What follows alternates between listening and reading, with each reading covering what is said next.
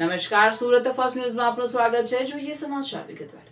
E20 મુદ્દે આપના town hall કાર્યક્રમને રોકવાનો પ્રયાસ. હોલની મંજૂરી રદ કરવામાં આવતા આપ નેતાઓએ હોલની બહાર જ કાર્યક્રમ શરૂ કર્યો.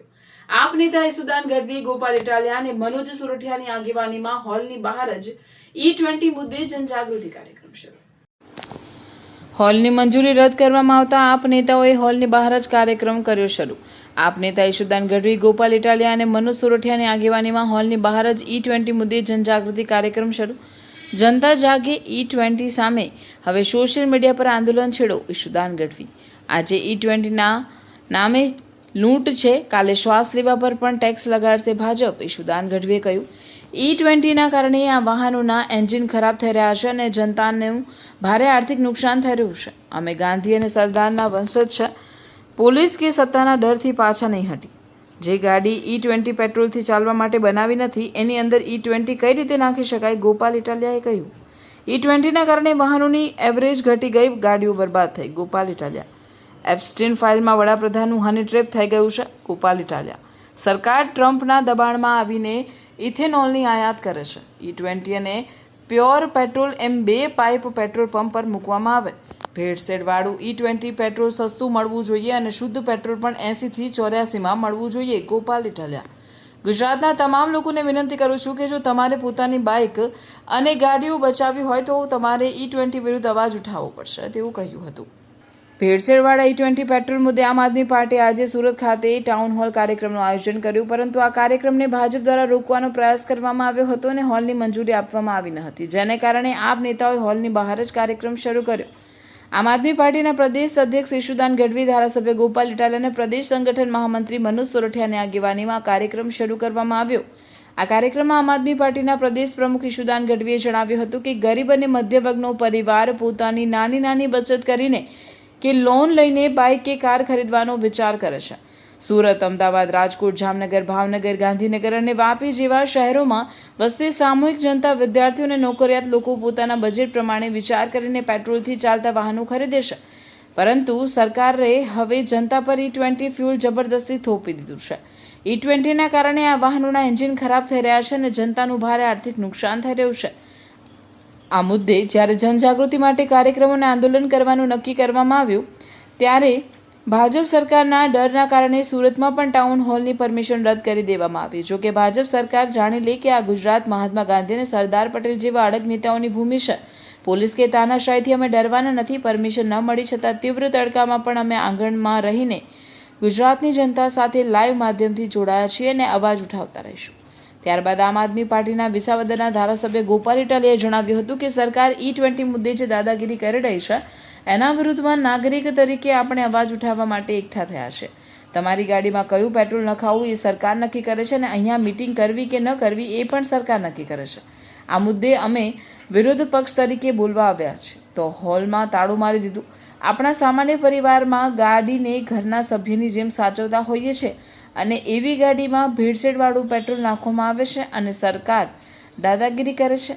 આ પેટ્રોલ જ નાખવું પડશે જે ગાડી E20 પેટ્રોલથી ચલાવવા માટે બની જ નથી. એની અંદર E20 કઈ રીતે નાખી શકાય? તો સવાલ એ છે કે સરકાર શા માટે દાદાગીરી કરે છે. અમેરિકાએ એ બાબતમાં દેશના વડાપ્રધાને દબાવી દીધા છે. એક તો એપ્સ્ટીન ફાઇલમાં એટલે કે શુદ્ધ ગુજરાતીમાં વડાપ્રધાનનું હની ટ્રેપ થઈ ગયું છે. બીજો, અમેરિકામાં અદાણી વિરુદ્ધ કેસ ચાલતો કહીએ એમ જ કરવાનું. દેશના 3 રાજ્યમાં શેરડી ઉગે છે, પણ પેટ્રોલ તો આખા દેશમાં ઇથેનોલ કઈ રીતે પહોંચી શકે? હકીકતમાં લોકો ટ્રમ્પના દબાણમાં આવીને ઇથેનોલની આયાત કરે છે. હજારો કરોડો લીટર ઇથેનોલ અમેરિકાથી આવે છે અને ભારતમાં ભેળસેળ કરીને લોકોને આપવામાં આવે છે. આના કારણે વાહનોની એવરેજ ઘટી ગઈ, લોકોની ગાડીઓ બરબાદ થઈ ગઈ. જો આપણે જાગૃત નાગરિક નહીં થઈએ તો એક પછી એક આવા નિર્ણયો આપણા પર થોપવામાં આવશે. અરવિંદ કેજરીવાલે રાષ્ટ્રીય કક્ષાએ E20 વિરુદ્ધ લોકોને જાગૃત કરવાનું બીડું ઝડપ્યું છે. પેટ્રોલ એમ બે પાઇપ પેટ્રોલ પંપ પર મૂકવામાં આવે. બીજી માંગણી છે કે ભેળસેળવાળું E20 પેટ્રોલ સસ્તું મળવું જોઈએ અને શુદ્ધ પેટ્રોલ પણ 80 થી 84માં મળવું જોઈએ. આ મુદ્દે આપણે સુરતમાં એકઠા થયા છીએ તો ગુજરાતના મુખ્ય તમામ લોકોને વિનંતી કરું છું કે જો તમારી પોતાની બાઇક અને ગાડીઓ બચાવવી હોય તો E20 વિરુદ્ધ અવાજ ઉઠાવવો પડશે. ત્યારબાદ આમ આદમી પાર્ટીના પ્રદેશ સંગઠન મહામંત્રી મનોજ સોરઠિયાએ જણાવ્યું કે આ સરકારે આમ આદમી પાર્ટીની આસાનીથી કંઈ પણ કરવા દીધું હોય તેવું ક્યારે બન્યું નથી. દેશમાં જે કરવા દીધું હોય તેવું ક્યારે બન્યું નથી. દેશમાં જે તાનાશાહી ચાલે છે તે આપણે ગુજરાતમાં વર્ષોથી ભોગવી રહ્યા છે.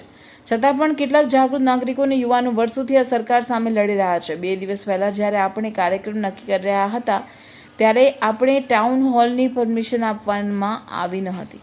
આ ડર સાબિત કરે છે કે E20 આ પેટ્રોલ લૂંટવાની નીતિ સિવાય કંઈ નથી, જે જનતા પર જબરદસ્તી થોપી દેવામાં આવ્યું છે. ખરાબ અને ભેળસેળવાળા E20 પેટ્રોલના કારણે આપણી ગાડીઓ ખરાબ થાય છે અને માઇલેજ ઘટે છે, પણ સરકારની કંપનીઓનો રોકડા કરાવવામાં જ રસ છે. જેમ સ્માર્ટ મીટરના નામે ગુજરાતમાં લૂંટ ચાલી રહી છે, તેમ તમામ ક્ષેત્રોમાં મોનોપોલી લાવીને જનતાને લૂંટવાની જ ભાજપની નીતિ છે. અંગ્રેજોથી પણ વધુ ખતરનાક બનીને સત્તામાં બેઠેલા લોકોને ઉખાડી ફેંકવા એ જ આપણો મુખ્ય હેતુ છે. જો આ વિરુદ્ધ માત્ર એક પેટ્રોલ પંપ સામે નહીં થતાય તો સત્તા અને કંપનીઓની મોનોપોલી આ વિરુદ્ધ માત્ર એક પેટ્રોલ સામે નથી, પરંતુ સત્તા અને કંપનીઓની મોનોપોલી સામે છે.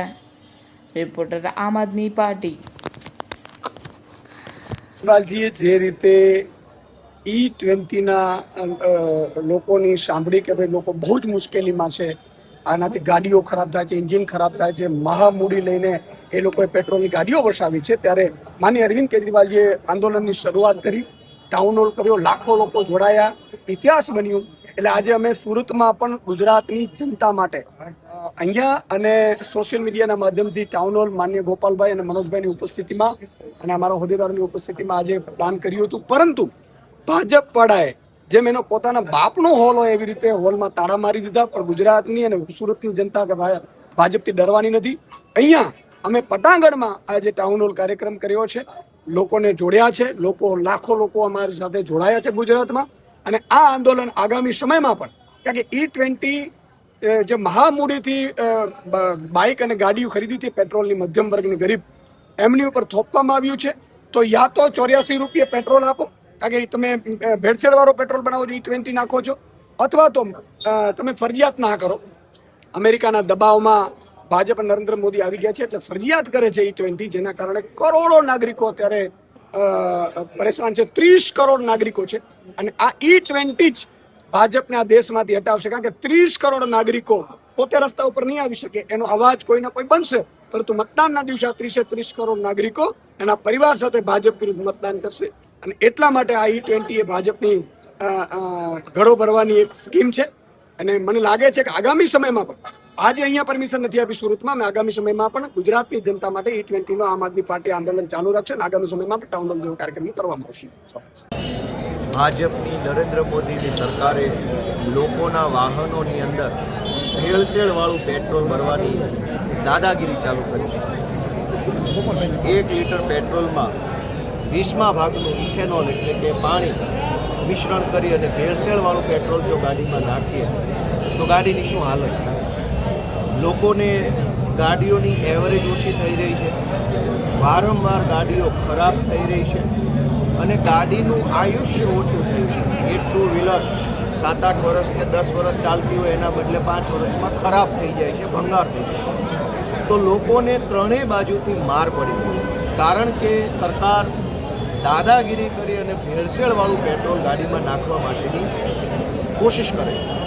જે ગાડી E20 પેટ્રોલને પચાવી શકે, એનું પ્રોસેસ કરી શકે, એનામાંથી એન્જિન એનું કામ કરી શકે, એ રીતે બની જ નથી. એ ગાડીમાં E20 પેટ્રોલ કેવી રીતે નાખવાનું? જે ગાડી 2012માં, 13માં, 14માં, 15માં, 2018, 19, 20માં મેન્યુફેક્ચર થઈ, એ ગાડીના એન્જિનો E20 માટે બન્યા જ નથી, એ પ્યોર પેટ્રોલ માટે બન્યા. હવે જે એન્જિન પ્યોર પેટ્રોલથી માટે બનેલું છે એમાં જો E20 ભેળસેળવાળું પેટ્રોલ નાખવામાં આવે તો ગાડીની શું હાલત? ધારો કે સરકાર નવી ગાડીઓ 2 વ્હીલર કે 4 વ્હીલર કે ટ્રક કે એના કરતાં પણ હેવી વાહનો E20ને કમ્પિટેબલ બનાવે, નવું મેન્યુફેક્ચરિંગ, તો અલગ વાત છે. પણ દેશના કરોડો વાહન ચાલકોને 3 ગણો માર પડી રહ્યો છે. સામે આમ આદમીના અરવિંદ કેજરીવાલજી દેશ લેવલે જાગૃતિ ફેલાવી રહ્યા છે, ત્યારે ગુજરાત તરફથી પણ આ E20ની લડાઈમાં અરવિંદજીના હાથ મજબૂત થાય અને દેશની જનતાનો અવાજ મજબૂત થાય એ માટે સુરત ખાતેથી અમે આ E20ના વિરોધમાં આજે આયોજન કર્યું છે. ખૂબ વિશાળ સંખ્યામાં લોકો આમાં જોડાયા છે. ઓનલાઈન માધ્યમથી પણ હજારો લોકો જોડાયા છે અને મને આશા છે કે આ મુદ્દો આગળ વધશે અને જનતાને ન્યાય મળશે. કોમ્યુનિટી હોલ રદ કરી દીધો એસએમસી દ્વારા. એ તો હવે એનો કાયમીનો ધંધો છે, એનો કોઈ ટેન્શન નથી. અમે તો અમારા જનતાને લગતા જે વિચારો છે એને આગળ લઈને આવીએ છીએ. સરકાર એનું કામ કરે, અમે અમારું કામ કરીએ. आज आम आदमी पार्टी के राष्ट्रीय कन्वीनर अरविंद केजरीवाल जी की अगुवाई में देश भर में जो मिलावट वाला पेट्रोल यानी कि E20 इथेनॉल पेट्रोल के खिलाफ जो लड़ाई चल रही है, उसी बात को आगे बढ़ाते हुए गुजरात के सूरत में आम आदमी पार्टी ने जनता के साथ रह करके E20 के खिलाफ आज एक सभा का आयोजन किया था. बहुत बड़ी संख्या में सूरत के लोग यहाँ उपस्थित रहे और सबने ये माना कि ये मिलावट वाले पेट्रोल के कारण लोगों की गाड़ियों की एवरेज कम हो रही है, लोगों की गाड़ियों में ज़्यादा खराबी आ रही है, सर्विसेज बार बार करवाना पड़ रहा है. दोनों तरीके से लोगों की जेब को मार पड़ रहा है और इसलिए ये E20 पेट्रोल जो है मिलावट वाला पेट्रोल है, उसको बंद करना चाहिए. और अरविंद केजरीवाल जी ने जो अपनी 3 प्रमुख मांगे रखी है कि E20 और प्योर पेट्रोल दोनों की पाइप अलग होनी चाहिए, जिसको मर्जी जो पेट्रोल डलवाए अपनी गाड़ी में. दूसरा, E20 पेट्रोल की कीमत कम होनी चाहिए, साथ ही साथ प्योर पेट्रोल की भी कीमत कम होनी चाहिए. और सरकार को जनता को ये अश्योर करना चाहिए कि आने वाले दिनों में ये E20 से आगे बढ़ के अभी 30, 40, 50, 100 तक नहीं जाएंगे. तो ये मिलावट वाले पेट्रोल की जबरदस्ती गुंडागिर्दी के खिलाफ आम आदमी पार्टी ने गुजरात से आवाज उठाई. आज मुझे उम्मीद है कि सूरत से निकली हुई आवाज गुजरात तक जाएगी और गुजरात के माध्यम से देश में प्रधानमंत्री तक जाएगी और ये मिलावट बंद होगी.